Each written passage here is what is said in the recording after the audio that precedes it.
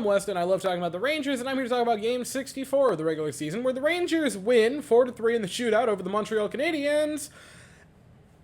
I mean, we've looked worse. Like, the Rangers have had way worse games than that have still resulted in wins, so... I mean, not that that's a glowing review, but I think it would be funny to put that as the Instagram caption for the team, just, we've looked worse and still won. That was tonight's game. The entire game tonight went as follows. Bad defensive play that results in Montreal goal, tighten the game up and press until you tie it again, and then fall back into that same trap where you're lackadaisical, half-assing it, give up a bad defensive turnover, Montreal scores, rinse, repeat, and continue on for the entire night. The first defensive gaffe of the night was by Adam Fox, within the first 30 seconds of the game, off to a magnificent start for the New York Rangers. And this would not be the worst turnover of the night, and we all know which one is the worst turnover of the night, and we'll get to that later on. But this is the first one, and it's just kind of thrown towards the net, but it's bumped off a couple of Ranger sticks, and it's just kind of floating through the air. And then Caden Gould just kind of bats at it. And this had, like, swatting at the fly nearby you energy, but somehow, some way, credit to him, perfect stick to puck. I mean, you could not have placed that better if you froze time and walked it into the net. That was just magnificent by him, probably partially an accident, but regardless, 35 seconds in, it's 1-0 Montreal. But fear not, a few minutes later, the Rangers well on a power play. Fox has it out at the blue line, fires one on net, and Alexis Lafreniere, who's been moved up to the first power play unit, and on said first power play unit, just been asked to be a net front nuisance, and he's doing a great job of it. Alexis Lafreniere, like, this was a moment that, like, it kind of dawned on me, yeah, Alexis Lafreniere has been at his best when he's just being a pest in front of the net. Whether that's knocking in rebounds or tip-ins like this, he gets a power play goal, and gasp! Shock! You mean putting a first overall pick on the first power play unit results in goals? But late in the first period, the Canadiens have it in their defensive zone. They start to clear it out, and K'Andre Miller tries to press to stop said playing out, and it doesn't go well at all. And he also simultaneously steps into kind of blocking the pathway for Filip Chytil, taking two players sort of out of this play. Alex Belzile, takes the puck into the offensive zone, and look, this was a not wonderful play by K'Andre Miller near the blue line. That being said, to say this was anything other than the most perfectly placed snipe by Belzile would just be lying to you. That was one of the prettiest snipes I have seen on the year.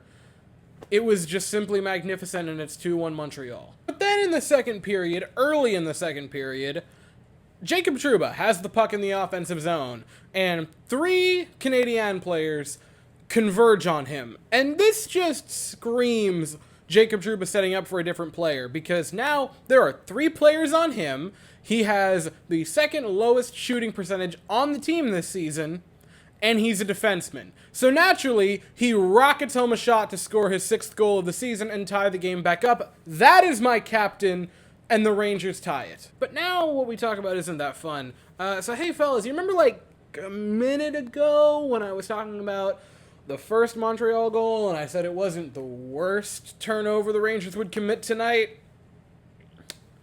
We're now going to talk about the worst turnover the Rangers would commit tonight.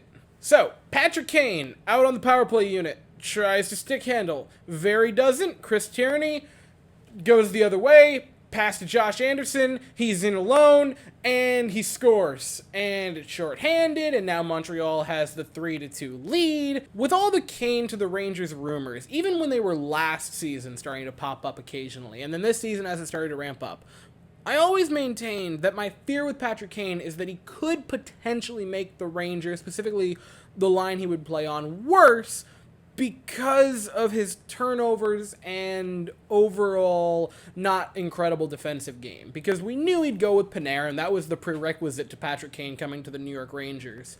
And Artemi Panarin, who, amazing player. I absolutely love Artemi Panarin. Obviously, defensively, it's his shortcoming. He is an amazing playmaker. He can fire the puck and just snipe it when he chooses to. He is a deadly sniper. Doesn't all that often, but playmaking-wise, unmatched, right? Fantastic player.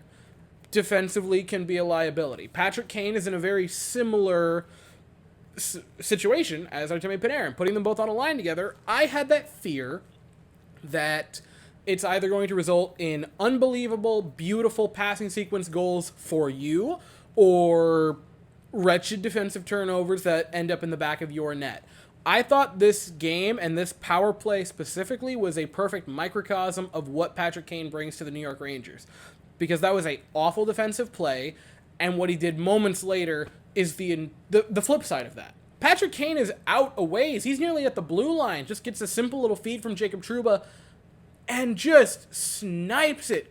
Pinpoint accurate for Patrick Kane, and he ties the game on the very same power play that just less than 2 minutes ago, he had coughed up the puck on a horrible defensive play. This is Patrick Kane. This is what you are getting from him.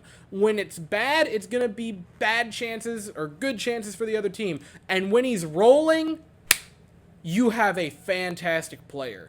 And the Rangers' hope for the remainder of the regular season, and especially once you get to the postseason, is that we're going to get more of the second Kane than the first one. And after the Kane goal, the Rangers just soared to life. There was a great chance for Mika Zibanejad. There was a great chance for Lafreniere to score another goal. He had another chance, I think, in the third period. The Rangers would outshoot the Canadiens 14-6 and 7-5 in the second and third periods.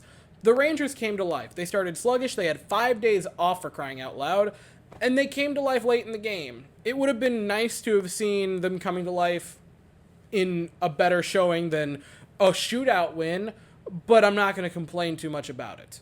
And what I think is lost in the 14 shots that the Canadiens would have in the second, third, and overtime was how high danger they were, and the fact that Igor Shesterkin genuinely had a really nice game tonight, and I think is continuing to build his confidence up, because he isn't making these outrageous high number of saves, but he's making very, very high quality saves, and that is a very important difference, because it's the first step to getting back to what he was last season. Igor continues to have games where he makes those ridiculous highlight reel saves, and you pile up a few more of those games, and a game's going to come where the other team is going to get 40, 45 shots, and only 1 or 2 of them are going to trickle home. I truly, truly believe that Shesterkin is heading back in the right direction. And this was a brief little note in overtime, but I thought it was absolutely hilarious, which was Keandre Miller desperately wanting to get off the ice for a break after being out for like a 2-minute shift, and then giving the puck to Igor Shesterkin to freeze it for a face-off, and Igor Shesterkin going,